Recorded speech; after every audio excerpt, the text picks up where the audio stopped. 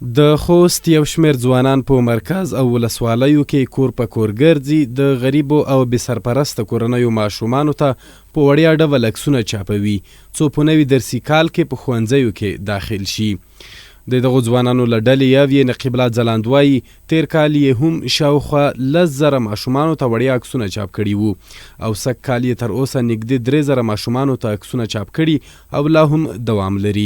د دې عکسونو نه هدف دغه ده چې خلک په ټولنه کې تعلیم ته وهڅول شي. ډیری داسې کورنۍ موږ ولیدې چې بچیان د ښوونځي عمر پوره کړی وو اما دوی تر اوسه هم په دې پوه شوي نه وو چې زموږ بچی د ښوونځي کې شامل شي. یو بل ځوان نعیم دریځ وایي هڅه کوي چې له دې لارې خلکو ته پیغام ورکړي چې خپل اولادونه په ښوونځیو کې داخل کړي او په ټولنه کې د زده کړو د عامېدو لپاره کار وشي. دا برنامه ډیره موثره ده. په دې کې یو بله ګټه دا ده چې موږ خلک ښوونځي ته راسو کوو یا تشویق کوو چې ښوونځی ووایي. ښوونځی داسې ځای دی چې له تاسو سالم انسانان جوړوي. نو په دې اړخ هم دغه برنامه ډیره مهمه ده. د خوست د یعقوبیو صبریو ولسوالۍ یو اوسیدونکی الماس وایي کلي ته یو شمېر ځوانان ورغلي وو. په ښوونځي کې د داخلېدو لپاره یې عکسونه په وړیا ډول ورته چاپ کړل چې په نوي کال کې به یې ماشومان په ښوونځي کې شامل شي.